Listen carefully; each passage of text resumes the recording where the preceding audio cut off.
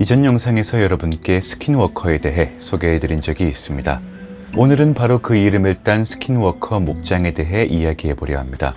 미국 남서부 지역에 살아온 나바호족은 오랜 기간 스킨워커를 목격해왔으며 스킨워커가 걸어다니는 길을 스킨워커 리지라고 불렀습니다. 이는 하나의 산등성이임과 동시에 이 길로 둘러싸인 분지 형태의 목장을 바로 스킨워커 목장이라고 불렀습니다. 해당 지역에서는 종종 동물들이 기괴한 형태로 죽어있는 모습을 확인할 수 있고 당시 사람들은 그 범인으로 스킨워커를 지목했죠.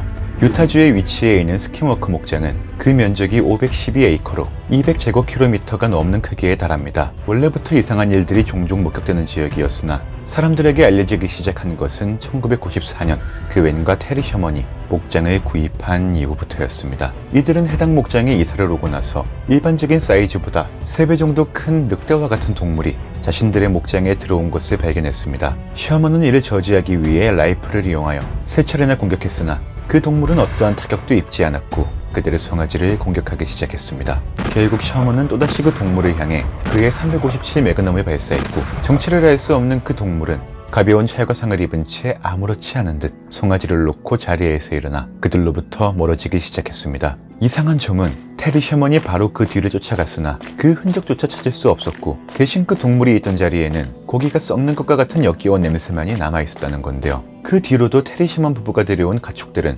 하룻밤 사이에 죽은 채로 발견되곤 했는데 문제는 그 모습이 매우 괴이했습니다. 목은 척추에서 깔끔하게 절단된 상태였고 눈도 파여 있었으나 그 피는 마치 누가 빨아먹기라도 한 듯 사체 주변과 그 어디에서도 발견하지 못했습니다. 이 외에도 목장 내에서는 미스터리 서클이 생겨나는가 하면 UFO가 목격되기도 했고 계속해서 동물 사체가 훼손되는 일이 발생했습니다.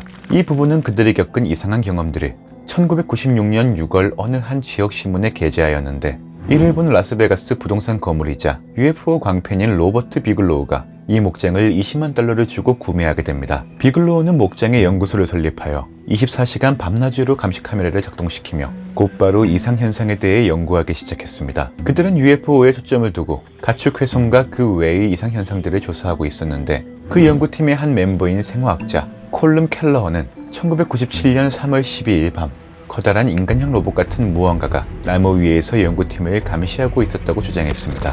이후 그는 책을 통해 서술하기를 그 물체는 거의 50야드가량 그들로부터 떨어져 있었고 땅에서 20피트 정도 떨어진 나무에서 그들을 바라보고 있었다고 했는데요. 이 실험의 결과로 물리적 증거를 발표하지는 못했으나 모든 연구자들이 분명히 이상 현상을 경험했다고 말했습니다. 그러나 결국 이 현상들 중 어느 것도 설명할 수 없어 그들의 연구소는 폐쇄되었고 이후 그 주장에 따르면 그들이 목장에 설치했던 감시 카메라는 모두 고장나거나 파괴되었다고 합니다. 그렇게 2016년에는 익명의 투자자가 스킨워커 목장을 넘겨받게 되었는데 그 사람이 바로 앞으로 소개할 프로젝트의 책임자 브랜든 휴갈입니다. 그는 목장에서 일어나는 현상들에 대한 물리적 증거를 남기기 위해 공개적으로 실험을 진행했습니다.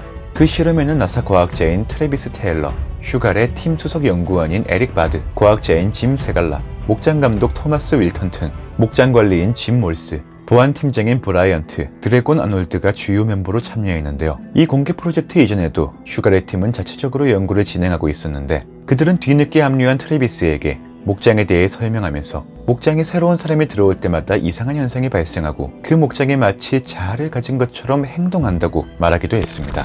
이 프로젝트는 2019년 5월부터 8월까지 약 4개월 동안 진행되었으며 실제로 실험이 시작되자 기이한 일들은 끊임없이 카메라에 담기기 시작합니다. 사실 브랜든 휴갈의 팀은 프로젝트 시작 이전에 스킨워커 목장의 언덕이 빛나는 것을 목격한 바가 있습니다. 이는 앞에서 소개했던 목장 분지 지형을 둘러싸고 있는 언덕이었는데 빛이 없는 어두운 밤에 500피트에 달하는 면적이 빛을 발하고 있었습니다. 때문에 프로젝트 시작과 동시에 그들은 또다시 언덕을 확인했는데 그날 밤에도 어김없이 빛나는 것을 목격했고 그 언덕 방향으로 그들의 전자파 측정기가 반응을 보이기 시작하며 주파수와 마이크로파 또한 크게 요동치는 것을 확인할 수 있었습니다. 그 수치는 인간에게 노출 가능한 안전 범위를 훨씬 웃도는 정도였을 뿐만 아니라 전자파 흐름은 일정한 크기와 방향이 아닌 계속해서 변화하는 양상을 보였습니다. 나사의 과학자 트래비스는 전자파가 어디에서 나오는 것인지 확인하기 위해 땅을 파보고자 제안했으나 그를 제외한 모든 사람들이 이에 크게 놀라며 강하게 반대했습니다. 사실 스킨워커 목장에는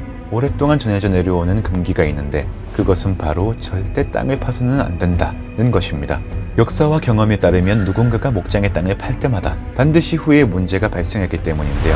2년 전에도 휴가를 연구팀이 호기심을 참지 못하고 연구를 진행하며 땅을 팠는데 그 이후 당시 함께 땅을 팠던 목장 감독 토마스 윌턴턴에게 문제가 발생했습니다.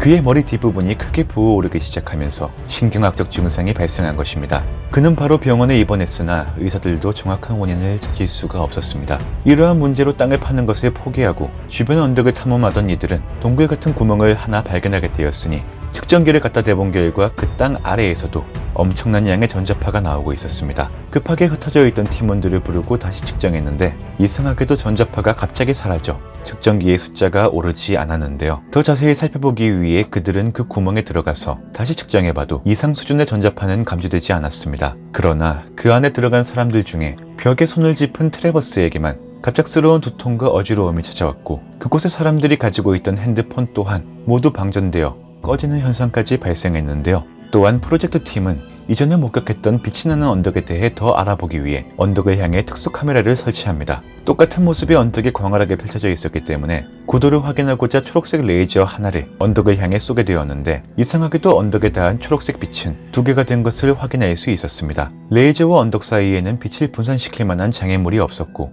이를 이상하게 여긴 연구원들은 원인을 확인하기 위해 초록색 레이저가 닿아 있는 언덕으로 향하기 시작했습니다.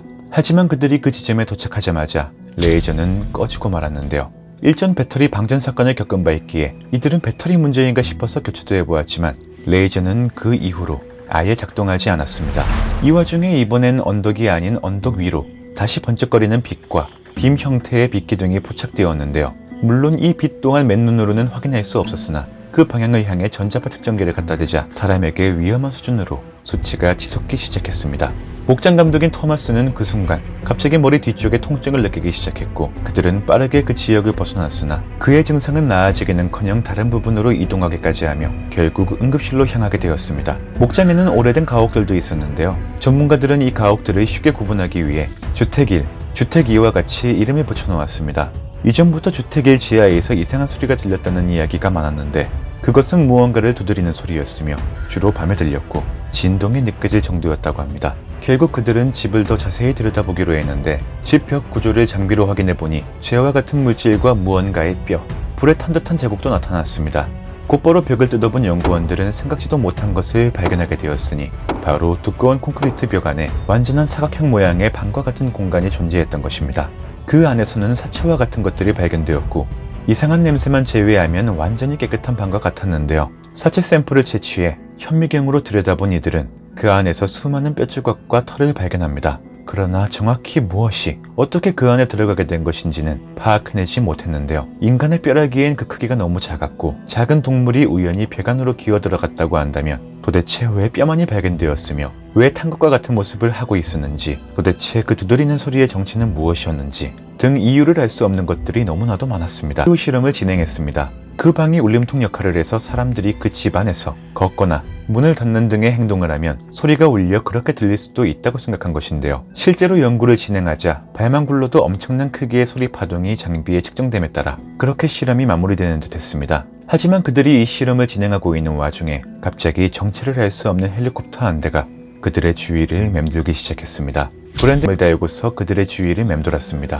물론 이는 전혀 승인되지 않은 헬리콥터였으며 그 기종은 레이더를 반드시 송출해야 하는 기종이 아닌 관계로 연구팀의 레이더에조차 잡히지 않았다고 합니다. 헬리콥터의 양상은 마치 연구팀을 감시하는 듯 했는데 그렇게 한참을 그들의 위에서 맴돌다가 이내 사라져가기 시작했습니다. 또한 스킨워커 목장에 대해 얘기할 때면 동물과 관련된 이상현상을 빼놓을 수 없는데요. 앞에서 소개했던 이전 목장의 소유주 셔먼 부부의 경우 해당 목장에 소들을 풀어놓았는데 그로부터 뒤돌아선 지 얼마 되지 않아 소들이 갑자기 시야에서 사라졌다고 말한 바 있습니다. 한참이 지나 소들을 찾은 곳이 바로 소들을 데려왔던 트레일러 안이었다고 했는데요. 당시 소들은 움직이지 않고 가만히 서 있었으며 어떠한 반응조차 없었다고 합니다. 그래서 이번 연구팀도 동물이 이 목장에서 어떤 행동을 보이는지 동물에게 어떤 일이 벌어지는지 확인하기 위해 처음에는 알파카를 데려왔는데요. 당초 알파카는 문제없이 적응하는 듯 했으나 어느 날 아침 한 알파카가 울부짖는 소리에 깬 연구원이 가서 확인해보니 커다란 짐승에 의해 공격받고 있는 것을 목격하게 됩니다. 이후에는 소들을 데려오기도 했는데 며칠 뒤 죽은 사체를 한 구 발견하게 되는데요. 목장에 들여온 소들은 모두 건강한 상태였으며 목장 관리자인 톰 루이스 또한 몇 시간 전만 해도 모두 살아있는 소들을 확인했었다고 말했습니다. 그런데 그 소에게는 외상이나 싸운 흔적도 없었기 때문에 육안으로는 그 사인을 밝힐 수 없었는데요. 이상하게도 그 사체를 찾은 이후 톰 루이스의 핸드폰이 진동을 마구 울리며 멋대로 작동하기 시작했는데 그들은 이미 지난 경험으로 핸드폰에 생기는 이상현상이 비정상적 전자파 때문임을 알고 있었습니다. 또한 더욱 이해할 수 없는 점은 전문 인력이 투입되어도 암호 해독에 상당한 시간이 걸리는 아이폰이 순식간에 그 암호가 풀려버리기도 했습니다. 바로 측정기를 켜보자 당시 수치는 마치 전자레인지 안에 들어가 있는 수준이었다고 하며 전자기파뿐만 아니라 모든 파장이 동시에 매우 높은 수준으로 측정되고 있었는데 이는 인류에 의해서는 일어날 수 없는 상황이었습니다. 결국 그들은 소의 정확한 사인을 확인하기 위해 수의사를 부르게 되는데요. 바로 해부를 진행한 수의사는 그 과정에 엄청난 힘과 시간을 사용해야 했습니다. 이를 통해 과거에 이루어졌던 소사체 훼손 사건은 당시 피도 발견되지 않았다는 점을 고려하면 인간의 소행으로 보기엔 매우 어렵다는 것이 다시 한번 확인되게 되는데요. 해부 결과 심장이나 혈관에는 아무런 문제가 없었던 대신 스트레스로 인한 급성 폐렴으로 결론 지어집니다. 그러나 수의사는 폐의 상태가 절대 죽음에 이를 정도는 아니었다고 말했는데요. 연구팀은 혹시 이 소 이외에 다른 소들에게 문제가 생겼는지를 확인하고자 바로 이들을 살펴보러 갔으나 놀랍게도 죽은 소를 제외한 모든 소들이 현장에서 사라져 있었습니다. 이들을 찾으려고 목장 전체를 뒤졌는데 소들은 전에는 전혀 가본 적도 없는 원래 있던 목초지의 정반대에 위치한 스킨워커 목장 맨 끝에서 발견되었죠. 이들은 해당 사건을 더 자세하게 알아보기 위해 동물사체 훼손 사건의 전문가로 알려진 수사기자 린다 몰튼 하우를 모셔왔습니다. 그녀는 일반적인 동물사체 훼손 사건은 목이 깔끔하게 잘려있고 배가 위쪽을 향해 있으며 눈알도 완전히 사라집해 이내 순식간에 사라졌습니다. 화면상 비율과 그 물체에 알았습니다.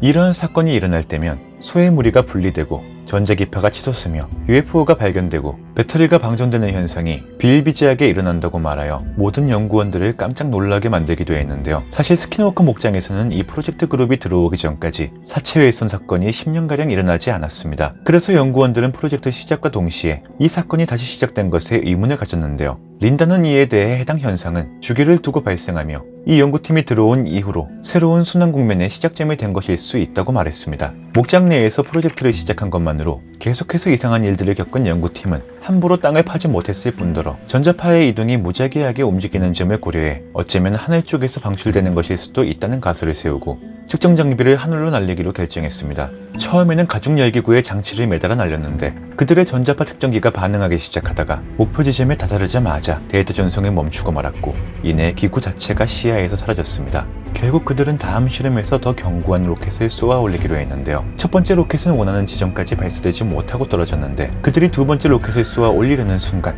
엄청난 양의 자외선뿐만 아니라 사람에게 매우 위험한 감마선까지 측정되게 됩니다. 이와 동시에 목장에 있던 소들도 이상 행동을 보이기 시작했는데 목장을 가로질러 달리기도 하고 구석에 한 무리로 모여들기도 했으며 싸우려고 하는 모습이 연출되기도 했습니다. 또한 그 순간 알 수 없는 비행 물체도 하늘에서 목격되었으나 순식간에 사라지기도 했는데요. UFO를 목격하고 나서 수석 연구자는 바로 지휘센터로 가 레이더 스크린을 확인했으나 그 비행체에 대한 데이터는 그들의 레이더에 잡히지는 않았습니다. 결국 그들은 두 번째 로켓을 통해 유의미한 데이터를 얻었는데 고도가 높아질수록 방사선이나 전자파 수치가 더욱 높아지는 것을 확인한 것인데요. 원래는 고도가 높아지면 수치가 낮아지는 것이 일반적이기 때문에 연구원들은 하늘 위쪽에 에너지가 집중된 지점이 있다고 결론을 내렸습니다. 그들은 4개월가량의 연구로 데이터를 수집한 후 한 달 후에 다시 만났는데요. 목장 감독인 토마스는 그들이 만나기 일주일 전 목장에 다녀왔는데 연구 중에 죽은 소의 사체에 그 어떠한 접촉도 없었던 점이 이상했다고 전했습니다. 번개에 맞아 죽는 소는 포식자들도 절대 건드리지 않는다는 점을 보면 당시 사체 주변의 전자파나 방사선의 영향으로 보기도 했는데요. 또한 트래비스는 목장에 다녀온 이후 몸에 이상 반응이 나타났는데 몸 부분의 물집이나 종기 같은 것들이 생기기 시작해 손가락의 경우 수술을 진행하기도 했죠. 수석 연구원인 에릭 바드는 지난 연구에서 그들이 수집한 데이터를 통해